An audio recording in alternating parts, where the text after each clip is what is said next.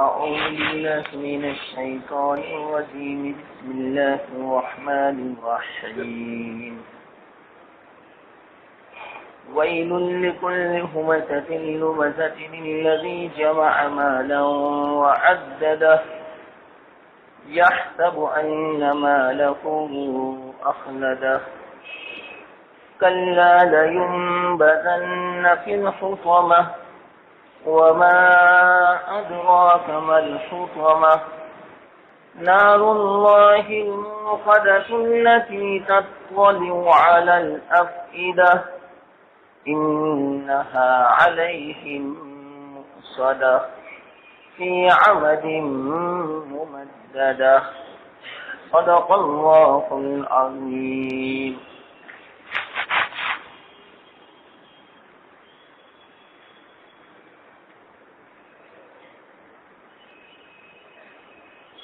یہ سورہ ہمزہ ہے. ہمزہ کا معنی ہوتا ہے کسی کی پیٹھ پیچھے برائی بیان کرنا. یہ ہمزہ کا معنی، جس کو ہم بولتے ہیں غیبت کرنا. یاد رکھیں.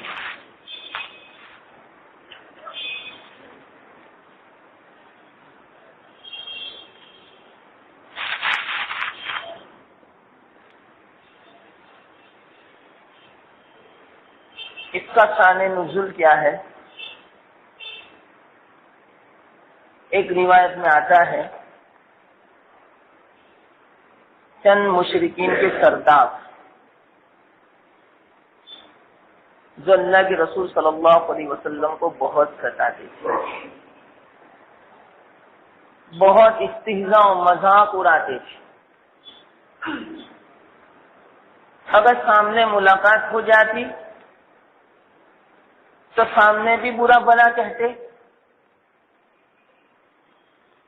اور جب آپ وہاں سے تشریف لے جاتے تو خوب برائی بیان کرتے.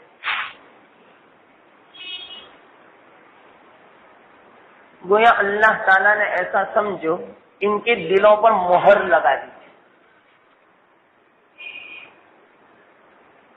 ورنہ اللہ کے رسول صلی اللہ علیہ وسلم کی ذات اقدس ایسی تھی کہ واقعتاً چہرے انور پر نظر پڑ جاتی تو آدمی قربان ہو جاتا. لیکن یہ مشرکین کے دلوں پر اللہ تعالیٰ نے مہر لگا دی. جب مہر لگ جاتی ہے نا، اچھے اور برے کی تمیز باقی نہیں رہتی. یہ مہر کا اثر ہے، اور اللہ تعالیٰ ایسے مہر نہیں لگاتے، یہ بھی یاد رکھیں. جب آدمی اپنی صلاحیت کھو بیٹھتا ہے، اللہ تعالیٰ نے ہر انسان کو ایک صلاحیت، ایک ملکہ، ایک قوت عطا فرمائی کہ جس کی بنا پر وہ خیر بھی کما سکتا اور شر بھی وہ کما سکتا ہے. لیکن وہ خیر کماتا ہی نہیں، وہ نیکی کرتا ہی نہیں، پوری صلاحیت کھو بیٹھتا ہے. اور اللہ تعالیٰ اس کو بار بار سمجھاتے بھی ہیں، لیکن اس کے باوجود وہ سمجھتا نہیں. تو پھر بعد میں اللہ تعالیٰ اس کی صلاحیت کو لے لیتے ہیں، پھر بعد میں دل پہ مہر لگا دیتے ہیں. مہر لگانے سے کیا ہوتا ہے؟ کوئی خیر بات اندر اترتی نہیں اور اندر میں سے کوئی خیر نکلتی بھی نہیں. بس برائی برائی، شرارت ہی شرارت سوچتی ہے، فساد ہی فساد ان کو سوچتا ہے. بس یہ بڑی خطرناک حالت ہے. اس بنا پر ایک دعا یاد رکھیں، یہ معمولی نہ سمجھیں. یہ جو ہر صورت میں سے جو باتیں نکلتی ہیں نا، یہی اصل میں ہے ہمیں سبق لینا کہ اللہ تعالیٰ ہمیں صلاحیت نصیب فرمائے. یہ دعا کرنی ہے. ہماری صلاحیت کو اللہ تعالیٰ سلب نہ فرما لے، چھین نہ لے، ورنہ واقعتاً آدمی اس سے جب معمولی گناہ ہوتا ہے نا تو بے چین ہو جاتا. جب صلاحیت ہوتی ہے اگر واقعیت ایک رکعت چلی جائے اس کی نماز کی تو نماز کے بعد وہ پچھتاتا ہے، ندامت کرتا ہے کہ میری ایک رکعت چلی گئی. اور آپ ہی بتلاؤ اگر نماز ہی چلی جائے تو کیسی پریشانی ہوگی. اور اگر آپ ہی بتلاؤ نماز چلی جا رہے کوئی بے چینی نہیں تو آپ سمجھو کہ کیا ہوا، صلاحیت گئی.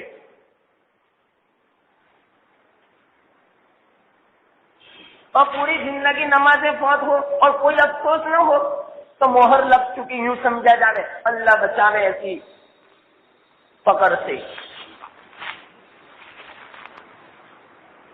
تو یہ جو مشرکین تھے اللہ تعالیٰ نے مہر لگا دی. اس بنا پر وہ اس طرح کرتے تھے. اب وہ بعض مشرکین کا نام بھی آتا ہے روایتوں میں.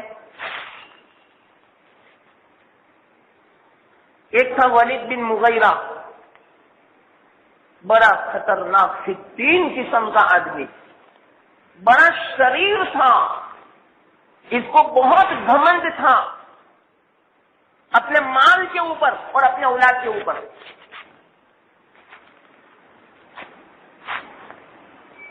دیکھو قرآن کی جو سورت یا جو آیت ہوتی ہے نا، خاص انہی کے لیے نہیں ہوتی جن کے لیے یہ سورت اور آیت نازل ہوتی ہے، بلکہ قرآن تو ہدایت ہے متقین کے لیے، مسلمانوں کے لیے.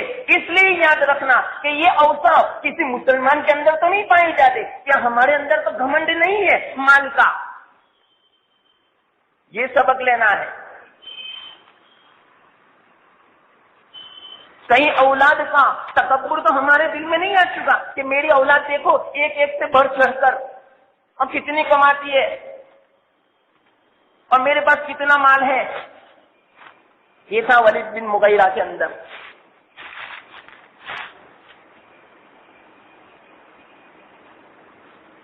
یہ شان نزول سمجھاتا ہوں تاکہ آیت سمجھ میں آ جائے گی انشاءاللہ. تو ولید بن مغیرہ ایک تو گھمنڈ بھی تھا، مال کا بھی، اولاد کا بھی، اور اوپر سے کیا معلوم مالدار تو بہت تھا. وہ یوں سمجھتا تھا، ایسا لگتا ہے کہ آئندہ زمانے میں اللہ جس کو نبی بنانے والے ہیں وہ مجھے بنائیں گے کیونکہ میرے پاس بہت مال ہے.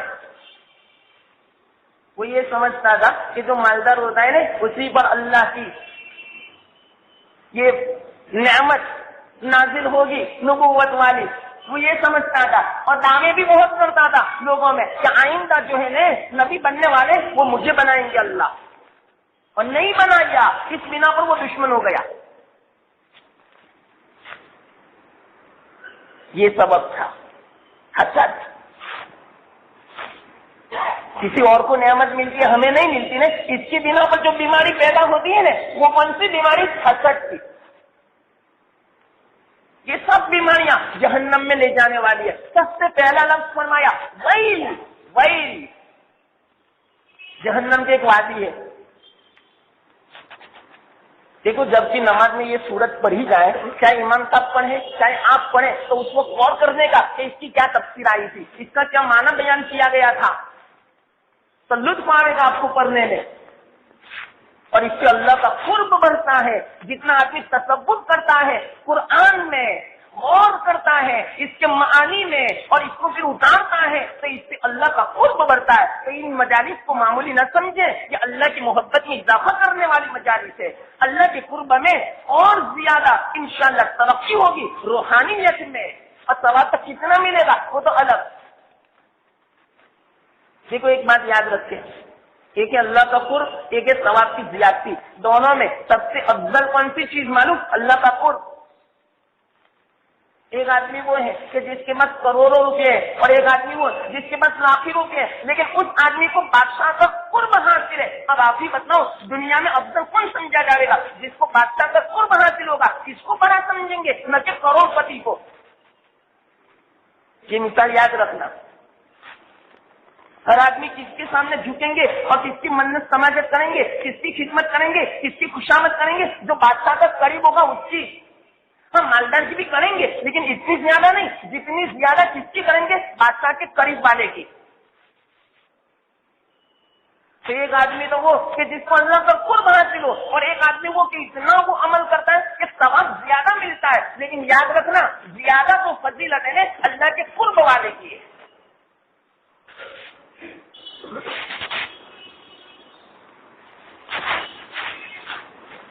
تمہیں کیا کہہ رہا تھا؟ ولید بن مغیرہ وہ یہ سمجھ رہا تھا کہ مجھے نبوت ملے گی، حسد آ گیا جب اللہ کے رسول صلی اللہ علیہ وسلم کو نبوت ملی تو اور زیادہ ستانے لگا، استہزاء کرنے لگا، روبرو بھی تانے دیتا، اور جب چلے جاتے برائی بیان کرتا۔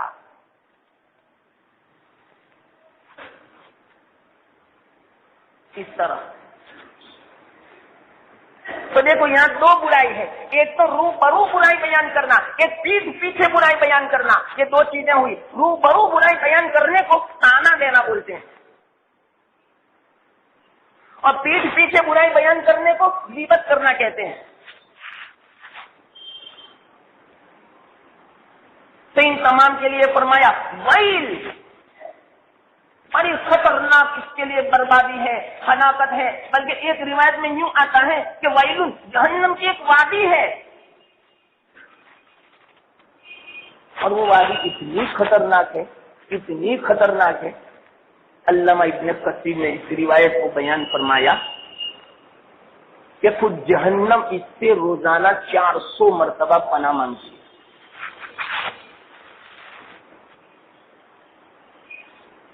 اب اندازہ لگاؤ یہ بربادی جس کے لیے ہوگی یہ کتنی خطرناک ہلاکت۔ اب سمجھنا آپ یہ ولید بن مغیرہ کے لیے صرف نہیں بلکہ یہ قرآن تو مسلمانوں کے لیے بھی ہے۔ کہیں مسلمان تو اس ولید بن مغیرہ کی صفت میں متصف تو نہیں ہے، وہ تو اوسا مسلمانوں میں نہیں پائے جاتے۔ اب ذرا غور سے سننا، پہلے میں شان نزول بیان کروں۔ تو ولید بن مغیرہ اور اسی طرح ایک آدمی تھا اخنس بن شریک، ایک آدمی تھا عاص بن وائل، ایک آدمی تھا اسود بن یبوس، ایک تھا اسود بن مطلب، ایک تھا حارث۔ یہ چند آدمی تو بڑے خطرناک تھے، بڑے موذی تھے اللہ کے رسول صلی اللہ علیہ وسلم۔ آپ صلی اللہ علیہ وسلم واقعات ان سے آشنا۔ ایک مرتبہ کا واقعہ میں سنا دوں مختصر بیچ میں۔ اللہ کے رسول صلی اللہ علیہ وسلم حرم شریف میں موجود تھے، اور یہ 5 آدمی تھے حرم میں بیٹھے ہوئے۔ جیسے آپ تشریف لائے ان سب نے برا بھلا کہنا شروع کر دیا، جو اپنی عادت پرانی۔ ضمن میں بیچ میں ایک بات کہہ دوں، یہ سب باتیں کیسی ہیں؟ اللہ کے رسول صلی اللہ علیہ وسلم کی توہین کی، اہانت کی، بے ادبی کی۔ اللہ نے نہیں چھوڑا ان کو۔ کل ہی میں نے کہا تھا نا، توہین کو اللہ تعالیٰ نہیں چھوڑتا، بے ادبی کو پکڑ فرماتے ہیں، دنیا میں بھی اور آخرت میں تو ہے ہی وہ الگ۔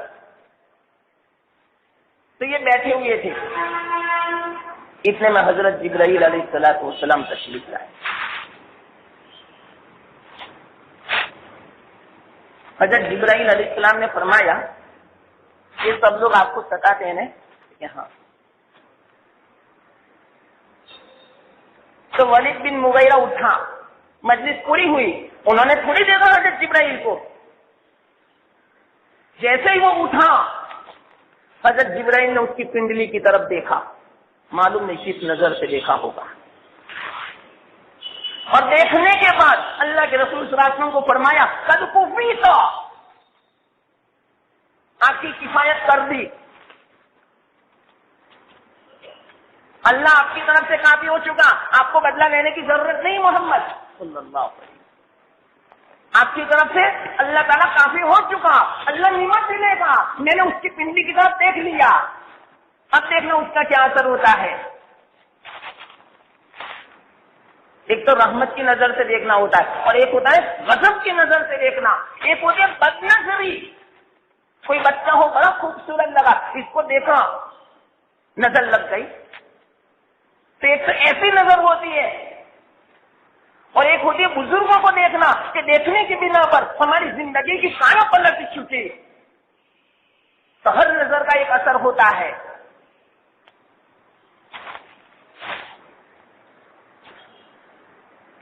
حضرت جبرائیل نے دیکھ لیا اس کی پنڈلی کو، اتنے میں 8 دن وائل اٹھا، چل رہا تھا، اس کے تلوے کی طرف دیکھا، پیر کے نیچے، فرمایا یا رسول اللہ قد کفیت۔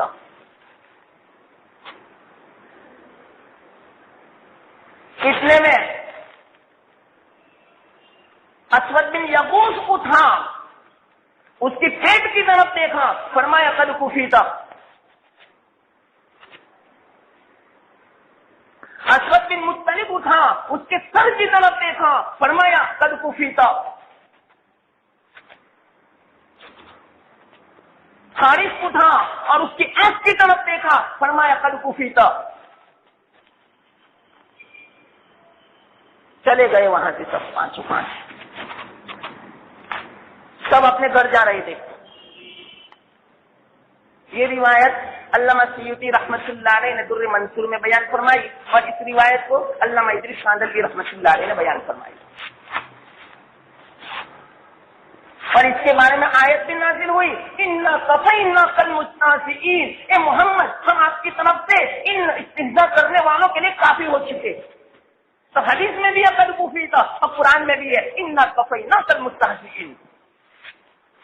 14ویں پارے میں یہ آیت سورہ نحل میں، اس کے ماتحت میں یہ واقعہ لکھا ہے حدیث کا، اور علامہ سیوطی نے بڑی تفصیل سے سب باتیں لکھی ہے، صرف مجھے مختصر بیان کرنا ہے بس۔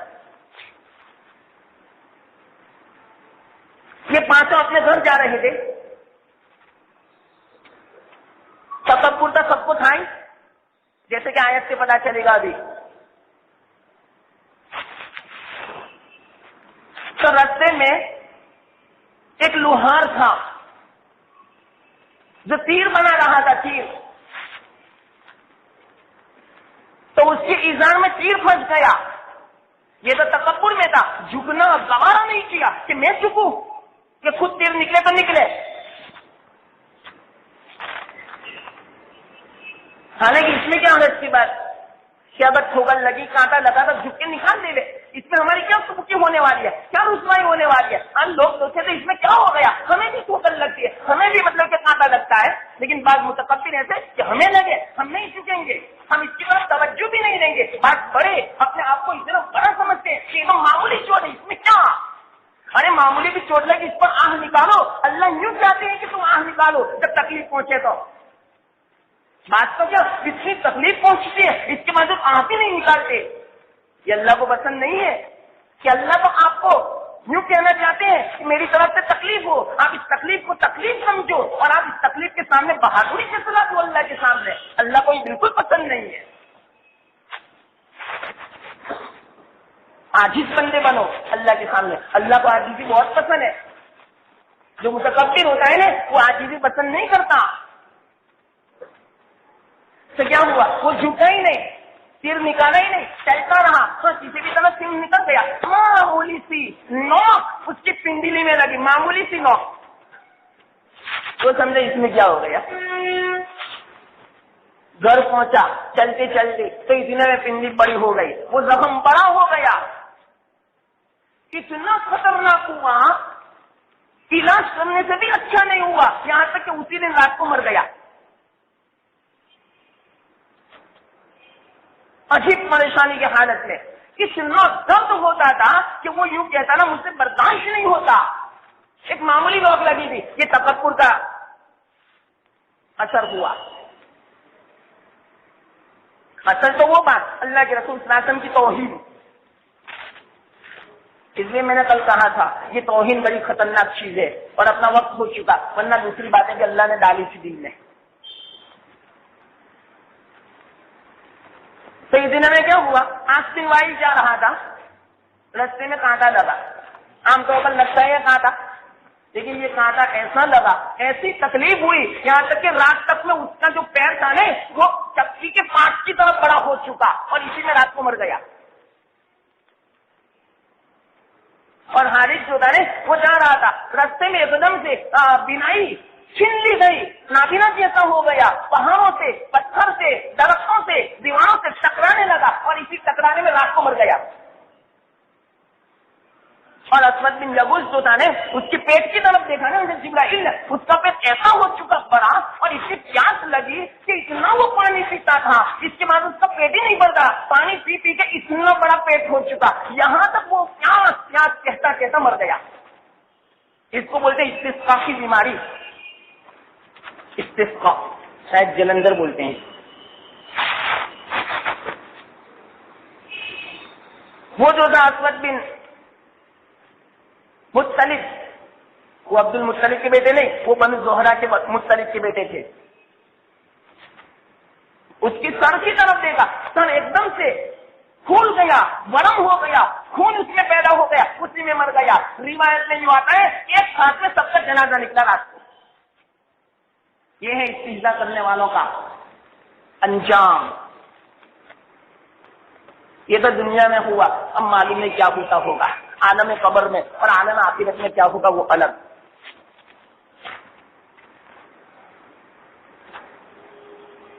تو اس کو فرماتے ہیں ہمزہ، پیٹھ پیچھے ایپ بیان کرنے والے، اور بعد میں لمزہ، لمزہ کا معنی تانا دینے والا، سامنے روبرو پورا پورا کہنے والا، ایپ نکالنے والا.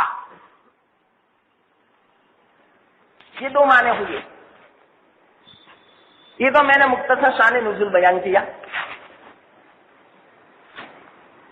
ہم اللہ فرماتے ہیں ویل لکل ہمزۃ لمزہ، ہلاکت ہو، بربادی ہو ہر ایسے آدمی کے لیے. دیکھو یہاں یہ نہیں فرمایا کہ بربادی ہو ولید کے لیے، آج کے لیے، اسود کے لیے، حارث کے لیے، مشرکین کے لیے، کافروں کے لیے، بلکہ مطلق فرمایا جو بھی ایسا ہوگا، جو بھی عیب نکالنے والا ہوگا، جو بھی غیبت کرنے والا ہوگا، جو بھی تکبر کرنے والا ہوگا، ان تمام کے لیے ہلاکت. پہلے ہی جملے سے، پہلی آیت سے واقعتاً ہر نمازی کو، ہر مسلمان کو چوکنا ہو جانا چاہیے کہ کس کے لیے ہلاکت. اور ہلاکت اللہ کی طرف سے، ہلاکت اللہ کی طرف سے جب آ جائے تو پھر کہیں سہارا نہیں مل سکتا. اتنے خطرناک آیت ہے. اچھا اب میں آپ کو ایک بات سمجھاؤں کہ یہ اتنا خطرناک کیوں ہے، کہ اتنی خطرناک اس پر فکر اور سزا ہے. وہی ان دو باتوں پر اس کی وجہ سنو. ایک ہوتا ہے پیٹھ پیچھے ایپ بیان کرنے والا اور روبرو ایپ بیان کرنے والا. اس میں آپ نے سوچا کہ اس میں کیا ہوتا ہے؟ اس میں کیا ہوتا ہے معلوم؟ ایک مومن کی بے عزتی ہے. کسی کی برائی بیان کرنا، آپ نے اس کی عزت لوٹی نے، اور سامنے تانا دینا، عیب لگانا، یہ تو بڑا خطرناک ہے. اس کا دل کیسا ٹوٹے گا. تو دل توڑنا ہے گویا، عزت لوٹنا ہے گویا. حالانکہ ہر مومن کو تو یہ حکم ہے کہ ہر مسلمان کی عزت کرو، بے عزتی مت کرو. بے عزتی بہت خطرناک گناہ ہے، گناہ کبیرہ ہے. سمجھنا. تو ان دو باتوں میں گویا سامنے والے کی بے عزتی کرنا ہے، اور بے عزتی گناہ کبیرہ ہے اور بڑی خطرناک چیز ہے یہ. اب کیسے خطرناک چیز، اس کو میں آپ کو مختصر سمجھاؤں حدیث سے، تاکہ آپ کو کوئی سوال نہ رہے کہ اتنی زیادہ پکڑ کیوں ہے. ہم تو غیبت کو معمولی سمجھتے ہیں، کوئی مجلس ہماری ایسی نہیں جاتی کہ اس مجلس میں ایکانت مطلب کہ کسی کی برائی نہ بیان کی ہو. اور بعض مرتبہ سامنے بھی ہم تو تانا دے لیتے ہیں, برا بلا کہہ دیتے ہیں, ہم تو اس کو معمولی سمجھتے ہیں. تو کیوں اتنی زیادہ خطرناک؟ اس کی وجہ تو میں نے بتلا دی کہ اس میں کوئی بے عزتی کرنا ہے, سامنے والے کی عزت کو لوٹنا ہے, اور عزت کو لوٹنا اتنی خطرناک چیز ہے. ایک حدیث میں آپ نے بارہا سنی ہوگی, لیکن یہ تفصیل سمجھانے کے لیے سمجھانی پڑے گی. کون سی؟ اللہ کے رسول صلی اللہ علیہ وسلم نے کعبہ شریف کو دیکھا اور یوں فرمایا, اے کعبہ تو بڑا محترم ہے, مجھے معلوم ہے. بلکہ ایک روایت میں تو یوں آتا ہے, عرفہ کا دن تھا, جمعہ کا دن تھا, مکہ مکرمہ تھا, اور حج کا دن تھا. ایسے وقت میں اللہ کے رسول صلی اللہ علیہ وسلم نے ارشاد فرمایا, لمبی حدیث ہے کہ میرے صحابہ دیکھو کہ یہ تو مہینہ ہے, یہ مہینہ بھی حرمت والا, اس میں سب حرام ہے, کسی کا خون کرنا, کسی کی بے عزتی کرنا, کسی کا مال لینا, ایسے تو عام زمانے میں حرام ہے, لیکن اس زمانے میں تو زیادہ خطرناک پورا ہے. جس طرح یہ مہینہ حرمت والا ہے, یہ شہر بھی حرمت والا ہے, یعنی مکہ میں بے حرمتی نہیں کر سکتے, یہ امن والا ہے شہر. اور اسی طرح یہ دن عرفہ کا دن ہے, یہ حرمت والا ہے, اور جمعہ کا دن ایسے وقت میں فرمایا یہ کتنی حرمت جمع ہے. لیکن اس کے بعد یاد رکھنا, ایسی ہی حرمت ایک مسلمان کے مال کی, جان کی, عزت کی اور آبرو کی ہے. کسی کی ہمت نہیں ہوتی حج کے زمانے میں اور عرفہ کے دن میں اور مکہ میں اور احرام کی حالت میں اور عرفہ کے میدان میں کسی کی ہمت نہیں ہوتی. کس بات کی؟ کہ کوئی گناہ کرے, گناہ کبیرہ. لیکن آپ ہی بتلاؤ, ہم دن میں کتنی مرتبہ ہم کسی کی غیبت کرتے ہیں, کسی کی عزت لیتے ہیں, کسی کو بے عزت کرتے ہیں, کسی کو تانا دیتے ہیں. تو یاد رکھنا یہ احساس ہی ہے گویا کہ کعبہ کو ڈھانا. اس بنا پر اتنی خطرناک اس کی وعید ہے. بلکہ ایک روایت میں تو میں مختصر روایت سنا دوں. اللہ کے رسول صلی اللہ علیہ وسلم نے ارشاد فرمایا کہ سود کی 70 قسمیں ہیں. صرف سود یہ مت سمجھنا کہ چلو 100 روپے دیے اور 125 لے لیے, یہی سود ہے. نہیں, 70 قسمیں ہیں, اور عجیب و غریب سب باتیں ہیں جو ہم کتنے سود کی قسموں میں ہم مبتلا ہیں. اللہ بچاوے. اور اس کو سود بھی نہیں سمجھتے لوگ آج کل. بازاروں میں اتنا چلتا ہے, اور مسلمانوں میں اچھے اچھے لوگوں میں, اور اس کو سود بھی نہیں سمجھتے. تو ان نے یوں فرمایا 70 قسمیں ہیں. سب سے عظیم جو سود ہے وہ کسی مسلمان کی عزت لینا, بے عزتی کرنا. یہ سب سے بڑا دروازہ جس کا سود کا. اب آپ ہی بتلاؤ, ادنا درجہ یعنی 70 درجے میں سے ادنا درجہ سود کا یہ ہے کہ ماں کے ساتھ زنا کرنے کے برابر. تو سب سے بڑا درجہ جو سود کا ہوگا, اس کا وبال کتنا ہوگا بتلاؤ. اور سب سے بڑا سود کون سا؟ کسی مسلمان کی بے عزتی کرنا. اور بے عزتی کا مطلب کیا؟ یا تو غیبت کرنا, یا اس کو برا بنا کہہ دینا, یا اس کا مال لے لینا, اس کا مال کو دبا لینا, اس کا حق نہ دینا. یہ تمام کی تمام چیزیں اس میں داخل ہے. کتنی خطرناک چیز. اب آپ سمجھ میں آ گئی ہے. کسی بنا پر اللہ فرما دے وَيْلٌ لِكُلِّ هُمَزَةٍ لُمَزَةٍ. اب تو سمجھ میں آ گیا انشاءاللہ. مجھے امید ہے تفصیل میں جانے کی ضرورت نہیں ہے. توہین ہے, توہین اس میں. میں نے کل کہا تھا نا کہ توہین تو کسی کی نہیں کر سکتی آپ, بلکہ یہاں تک میں آپ کو کہتا ہوں کسی کافر کی بھی آپ توہین نہیں کر سکتے. میں مختصر واقعہ میں سنا دوں, یاد آ گیا. ایک بہت بڑے اللہ والے, مختصر سنا رہا ہوں, بڑا طویل واقعہ ہے, عجیب و غریب واقعہ ہے. کتاب میں عجیب اس کی منظر کشی, رونا آ جاوے. کتنا خطرناک کتابوں میں یہ واقعہ لکھا ہے. ایک بہت بڑے علامہ کے شیخ تھے, عارف باللہ کے بزرگ تھے, ولی تھے, بہت بزرگوں کے سردار شیخ عبداللہ اندلوسی, بہت زبردست.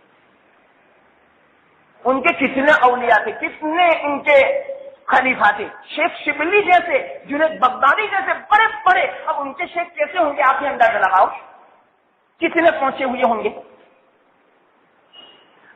ہزاروں تو مدارس ان کے ماتحت میں چلتے تھے، ہزاروں مساجد چلتی تھی اور ہزاروں خانقاہیں چلتی تھی شیخ عبداللہ اندلسی کے ماتحت میں۔ ایک مرتبہ ان کا قافلہ جا رہا تھا بزرگوں کا،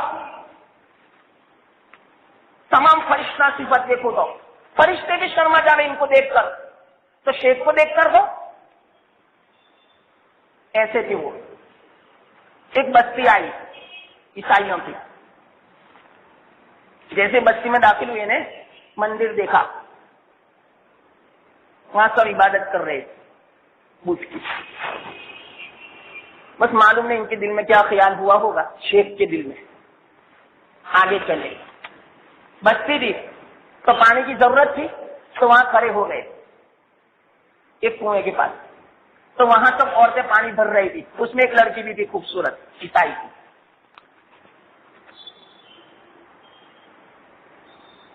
کیا ہوا؟ شیخ کی نظر لگ گئی اس لڑکی پر، دیکھا، اس سے آپ نے اندازہ لگایا کوئی اپنے آپ پر کوئی بھروسہ نہیں کر سکتا کہ میں بڑا پارسا ہوں، بڑا نیک ہوں، میں متقی ہوں، اگر میں اکیلا کسی عورت کے پاس تنہائی میں رہوں مجھے کوئی خطرہ نہیں۔ ارے یہاں تک کہا ہے شیطان نے تو کہ ایک کمرے میں اگر حسن بصری جمع ہو جا رہے اور رابعہ بصریہ ہو جا رہے تو میں ان کو ملوث کر دوں گناہ میں۔ کس نے پہنچی ہوئی ہستیاں؟ شیطان تو اتنا خطرناک ہوتا ہے، شیطان جب عورت اور مرد تنہائی میں جمع ہوتے ہیں اس وقت جو زور لگاتا ہے ایسا زور کسی کام میں نہیں لگاتا۔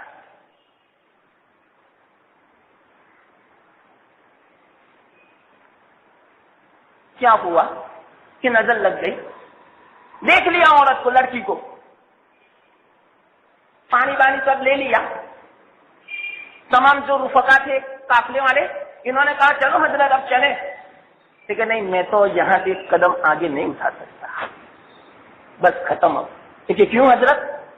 کہ میں کب تک میں اپنے دل میں بات چھپائے رکھوں؟ وہ جو لڑکی پانی بھر رہی تھی اس کی محبت میرے دل میں گھر کر گئی، اب نکلنے کا نام نہیں۔ آپ کو جانا ہو تو جاؤ۔ ارے تمام بزرگان تھے، ارے آپ کیسی بات کرتے ہو، آپ شیخ ہو کر اس طرح کی بات کرتے ہو؟ تمام رونے دھونے لگے اور بات تو بے ہوش ہو گئے کہ شیخ ایسی بات کرتے ہیں کہ میں لڑکی پر عاشق ہو گیا۔ اپنے شیخ پوری دنیا میں ان کی خانقاہیں آباد، پوری دنیا میں مدارس و مساجد آباد، ارے بڑے شیوخ ان کے ماتحت میں، اور وہ یوں فرماتے ہیں کہ میرے گھر میرے دل میں یہ لڑکی اتر گئی، میں یہاں سے اب قدم نہیں اٹھا سکتا۔ کسی نے تو بے ہوش ہو گئے۔ ارے بات کتابوں میں لکھا ہے کہ تمہارا کا انتقال ہو چکا، یہ شیخ ایسی بات کرتے ہیں۔ تو کہا کچھ بھی ہو، آپ کو ماننا تو مانو، آپ کو جانا تو جاؤ، اپنا وقت ضائع مت کرو، میں یہ بستی چھوڑنے والا نہیں ہوں۔ مجبوراً کئی دن تک انتظار کیا۔ شیخ شبلی کتنے بڑے بزرگ، ان کے واقعات آپ نے دیکھے ہو، جب ان کے ماتحت کے شیخ کے ایسے واقعات تو ان کے کیسے واقعات ہوں گے آپ اندازہ لگاؤ۔ وہ رو رہے ہیں سمجھانا اپنے شیخ کو، حضرت ایسا نہ کریں، ہمارے حال پر رحم فرمائے، اب ایسا نہ کریں، اللہ کے واسطے ایسا نہ کریں۔ تو کہاں اب میں کیا کروں، میرے دل میں سے جو بات تھی وہ اڑ چکی ہے، وہ ختم ہو چکی ہے، یہاں تک میں کہتا ہوں ایمان چلا گیا ہے، ایمان چلا گیا۔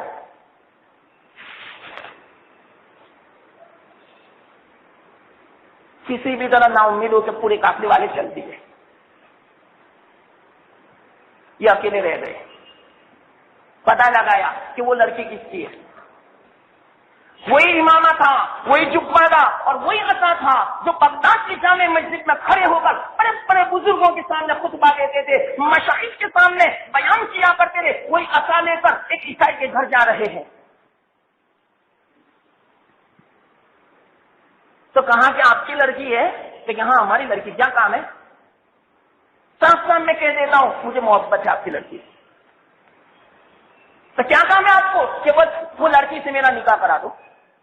ٹھیک ہے، ایسے ہی تھوڑی نکاح ہوگا، آپ تو مسلمان ہو، آپ کا لباس تو دیکھو، عیسائی بننا پڑے گا۔ ہاں میں عیسائی بننے کے لیے تیار ہوں۔ کون؟ کوئی حرج کی بات نہیں، میں تیار ہوں۔ بن گئے۔ اور یہ کہا ایک شخص آپ کے پاس مہر تو ہے نہیں، خنزیر چرانے پڑیں گے، تو کیا کوئی حرج کی بات نہیں، میں سور چراؤں گا۔ زنا بھی پہن لیا، عیسائیوں کا جو علامت و نشانی ہے وہ بھی پہن لیا، سور بھی چرانے لگے، وہی عصے کے ذریعے سے سور چراتے تھے کہ جس سے خطبہ دیا کرتے۔ یہاں تک کہ وہاں تو خانقاہیں ویران ہو چکی تھی، پوری دنیا میں سناٹا چھایا ہوا تھا کہ کیا ہوا دنیا میں، اندھیرا چھا گیا. کسی نے لوگوں کو جب بھی پتا چلتا کسی نے تو انتقام کر گئے اور کسی نے بے ہوش ہو جاتے، کسی نے بیمار پڑ جاتے اور کسی نے روتے اور سوتے اور اللہ کی بارگاہ میں دعا کرتے، یا اللہ ہماری شامت اعمال سے یہ اگر وبال آیا تو ہمیں معاف فرما دے، ہمارے شیخ کو صحیح توفیق دے دے، ہمارے شیخ کو سچی اور پکی توبہ کی توفیق دے دے. 1 سال ہو گیا. شیخ شبلی تو بڑے سچے عاشق تھے ان کے. کسی بھی طرح شیخ شبلی نے کہا مجھ سے نہیں رہا جاتا، لاؤں میں اپنے شیخ کی ملاقات کے لیے جاؤں تو صحیح، کیا حال ہے. کسی بھی طرح پہنچے تو دیکھا، پوچھا گاؤں والوں سے کہ ایسے ایک آدمی ہے وہ کہاں ہے، کہ وہ تو سوپر چلا دیں گے. تو دیکھا تو میدان میں ہے اور وہ سوپر چلا رہے ہیں اور اسی اتے بٹے لگا کر بیٹھے ہوئے ہیں. وہاں پہنچے، السلام علیکم کہا تو نیچی نظر کر کے شرما گئے. کیا جواب دے؟ زاروں قطار رونے لگے شیخ شبلی کہ آپ کیا کر رہے ہیں حضرت، آپ کیسے ہیں، تب آپ کا انتظار کر رہے ہیں اور آپ سپر چلاتے ہیں. اللہ کے واسطے ہمارے اوپر رحم کریں، ایسا نہ کریں. کچھ بھی نہیں بولتے شیخ، صرف ایک بات کہی، میں کیا کروں، اللہ کی طرف سے توفیق تھی وہ چھین لی گئی. تو شیخ شبلی فرما دے آپ تو حافظ قرآن تھے تو کچھ یاد ہے، تو کہا کچھ بھی مجھے یاد نہیں، صرف ایک آیت یاد ہے. اب وہ آیت کون سی، وہ غور سننا. ٹھیک ہے، وہ کون سی آیت؟ تو فرمایا وَمَن يُهِنِ اللَّهُ فَمَا لَهُ مِن مُكْرِمٍ، کہ اللہ جس کو رسوا کرے اس کو کوئی عزت نہیں دے سکتا. یہ آیت تو ادھر پردہ یوں کہنا چاہتے تھے اللہ نے مجھے رسوا کر دیا، اب مجھے پوری دنیا مل کر عزت نہیں دے سکتی، جاؤ. آپ تو 1,00,000 حدیثوں کے حافظ تھے، ان میں سے کون سی یاد ہے کہ مجھے کچھ بھی یاد نہیں، صرف ایک حدیث مجھے یاد ہے، من بدل دینہ فاقتلوہ، جو اپنے دین کو بدلتے ہوئے اس کو قتل کر دو، میں قتل کا مستحق ہو چکا، مجھے جلدی سے قتل کر دو. یہ 2 باتیں بیان کی اور رونے لگے. اب وہ وقت آ چکا ہے. شیخ شبلی ادھر رو رہے ہیں، اللہ سے معافی مانگ رہے، اللہ ہمارے شیخ کو سچی توبہ کی توفیق عطا فرما، صحیح توفیق صحیح سمجھ عطا فرما. ادھر وہ رو رہے ہیں، ادھر یہ بھی رو رہے ہیں. شیخ نے کہا آسمان کی طرف اٹھا کے کہ اللہ مجھے آپ سے یہ امید نہیں تھی کہ آپ مجھے رسوا کرو گے، مجھے رسوا کر دیا آپ نے، یا اللہ مجھے رسوا نہ کرو. دیکھو اسی لیے ہم یہ کہتے ہیں نا کہ اللہ سے دعا مانگنی چاہیے کہ اللہ ہمیں دنیا میں بھی رسوا نہ فرمائے، مرتے وقت بھی رسوا نہ فرمائے اور مرنے کے بعد بھی رسوا نہ فرمائے، ورنہ اللہ کی طرف سے جب رسوائی آتی ہے پوری دنیا مل کر اس آدمی کو عزت نہیں دے سکتے. کتنے بڑے شیخ اللہ نے رسوا کر دیا، پوری دنیا مل کے ان کو عزت نہیں دے سکتی. فوراً آسمان کی طرف اٹھایا، دارو قطار رونے لگے، سجدے میں چلے گئے. شیخ سمجھ گئے کہ اللہ کی طرف سے آ چکی قبولیت کی گھڑی. فوراً سب کو سوروں کو خیر بات کر دیا اور فوراً ایمان میں داخل ہو چکے. شیخ شبلی رحمت اللہ نے ایک بات پوچھی، حضرت دیکھو وقت ہو چکا اس لیے اب میں واقعے کو سمجھ رہا. شیخ شبلی رحمت اللہ نے فرمایا حضرت یہ کیفیت کیسے ہوئی، ایسا کیوں ہوا؟ تو حضرت نے فرمایا اصل میں جب ہمارا قافلہ یہاں سے جا رہا تھا میں نے مندر میں لوگوں کو پوجا کرتے ہوئے دیکھا بتوں کی، تو اس وقت میرے دل میں خیال آیا کتنے بے عقل لوگ ہیں، کتنے بے وقوف ہیں کہ پتھروں کے سامنے جھکتے ہیں، ان کو ذرہ عقل نہیں ہے. فوراً اللہ کی طرف سے دل میں الہام ہوا، اے عبداللہ تم کیا سمجھتے ہو، تم جو نہیں جھکتے وہ ہماری توفیق کی بنا پر، ان کو جو بے عقل آپ نے کہا ان کو تم حقیر سمجھتے ہو، ان کی تم اہانت کرتے ہو، یہ بھی میرے بندے، ان کو آپ حقیر نہیں سمجھ سکے، آپ اپنے آپ کو بڑا نہیں سمجھ سکتے. اس تکبر کی بنا پر اللہ نے میری ایمان کو چھین لیا. تو دیکھو کافی کو بھی حقیر نہیں سمجھ سکتے آپ، ورنہ اتنے بڑے شیخ انہوں نے جب حقیر سمجھا وہ خود تسلیم کرتے ہیں کہ میں نے کافروں کو حقیر سمجھا، اللہ نے پکڑ فرمائی، میرا ایمان بھی سلب کر دیا. یہ ہے حکارت کی سزا. کسی کو فرما دے وَيْلٌ لِكُلِّ هُمَزَةٍ لُمَزَةٍ، آپ کیا سمجھتے ہو کسی کو ایپ لگانا، کسی کے پیٹ پیچھے غیبت بیان کرنا، یہ تو اس کو حقیر سمجھنا ہے، اور جس کو حقیر سمجھیں گے آپ کسی کو حقیر نہیں سمجھ سکتے، ورنہ پکڑ اتنی خطرناک آ سکتی ہے. اللہ کی بچ بچائے، کسی بنا پر اتنی خطرناک اس کی سزا ہے. اب یہ کیوں ہے ان کے اندر یہ عیوب جو میں نے نام گنوائے تھے 5-6 کافروں کے؟ اس کی وجہ بعد والی آیت میں اللہ تعالیٰ بیان فرما دے، الذی جمع مالا وعددہ۔ وقت ہو چکا، آئندہ کل انشاءاللہ۔ وآخر دعوانا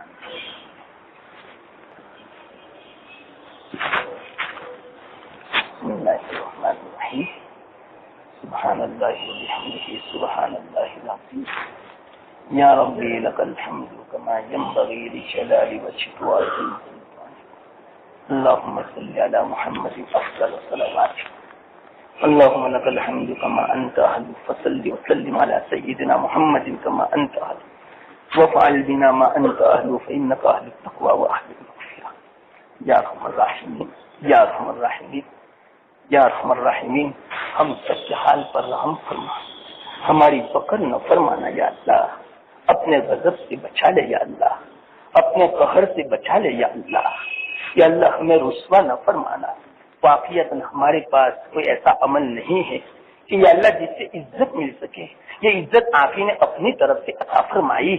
یا اللہ ہمارے تو بہت سارے کام ایسے ہیں، واقعیت بے ادبی بھی کتنی ہو جاتی ہے، یا اللہ آپ پکڑ نہیں فرماتے، آپ کی رحمت کی بنا پر یا ارحم الراحمین مزید رحم کا معاملہ فرما، مزید کرم کا معاملہ فرما، اور آئندہ بھی ہماری حفاظت فرما، ہمیں رسوا نہ فرمانا۔ یا اللہ بے ادبی سے بچا لے، تکبر سے بچا لے، یا اللہ دوسروں کو حقیر سمجھنے سے بچا لے، غیبت کرنے سے بچا لے، عیب اور لعن طعن اور تانا تشی یا اللہ کرنے سے بچا لے، یا اللہ دوسروں کو تکلیف پہنچانے سے بچا لے، یا ارحم الراحمین۔ سب کی مال کی، عزت کی، آبرو کی لاج رکھنے کی ہمیں توفیق عطا فرما۔ یا اللہ دست درازی سے بچا لے، کسی کی عزت کی طرف، مال کی طرف، آبرو کی طرف، جان کی طرف، ایمان کی طرف یا اللہ دست درازی کرنے سے ہمیں بچا لے، بے ادبی کرنے سے بچا لے، یا ارحم الراحمین، یا حی یا قیوم۔ تمام تیری ناراضگی والے اور تمام تیری فقر والے اعمال سے بچا لے، یا اللہ تمام معاصی سے بچا لے، تمام ایسے اعمال سے بچا لے جس سے تیرا حبیب صلی اللہ علیہ وسلم ناراض ہو۔ یا اللہ ایک ایک سنت کو زندہ کرنے کی توفیق عطا فرما۔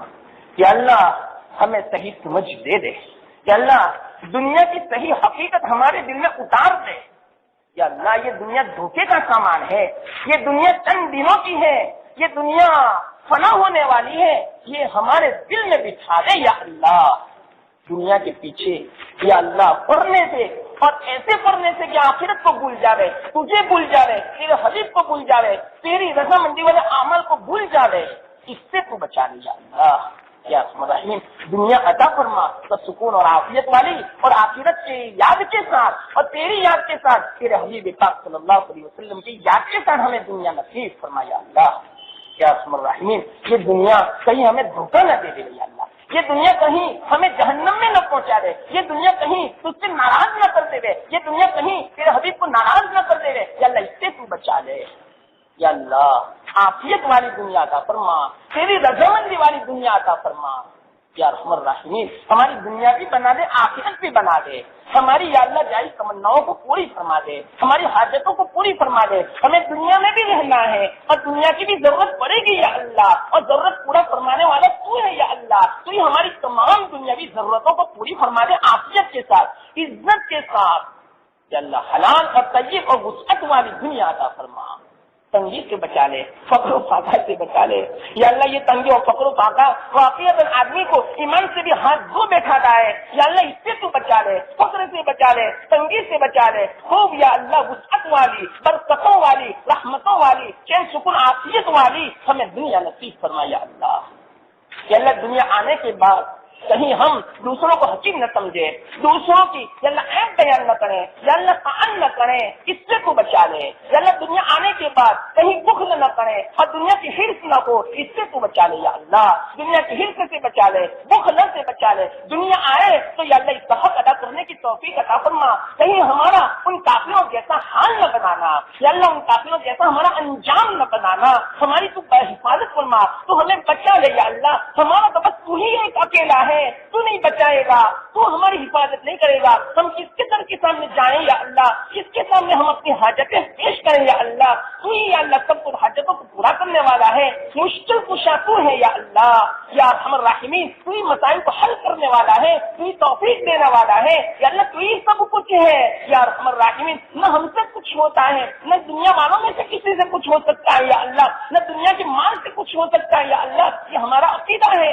ہمارا یقین ہے یا اللہ، اسی کے مطابق فیصلہ فرما یا اللہ، تو یہ ہمارا بیلی بن جا، تو یہ ہمارا بن جا اور ہمیں تیرا بنا دے یا اللہ، یا ارحم الراحمین، پھر محبت اور نسبت تعلق نصیب فرما، ہماری حاجتوں کو پوری فرما، ہمارے بیماروں کو شفا نصیب فرما، ہماری پریشانیوں کی پریشانیاں دور فرما یا اللہ، کون سی پریشانی میں مبتلا ہے، بعض تو ایسی پریشانی میں مبتلا ہے یا اللہ، دن جاتا ہے تو رات نہیں جاتی، رات جاتی ہے تو دن نہیں جاتا، بیچارے نہ کہیں نہ نماز میں بیچارے اطمینان سے کھڑے ہو سکتے ہیں، ہر وقت وہ پریشانی دماغ پر سوار رہتی ہے یا اللہ، یہ پریشانیاں واقعیت ہم نے اپنے اعمال کی بدلے میں، شامت اعمال کی بدلے میں ہم نے کمایا، لیکن اس کے باوجود تم معاف فرما دے اور پریشانیوں کو دور فرما دے اپنے فضل سے، ہمارے پاس عمل تو ایسا نہیں کہ جس کے واسطے سے یا اللہ ہم دعا کر سکے، لیکن تیرا تو فضل بڑا وسیع ہے، تیری رحمت تو بڑی وسیع ہے، چاہے ہم گنہگار ہیں، ہمارے پاس کوئی ایسا عمل نہیں، اس کے باوجود اپنے فضل و کرم سے اللہ تو ہمیں معاف فرما دے اور ہماری پریشانی دور فرما دے،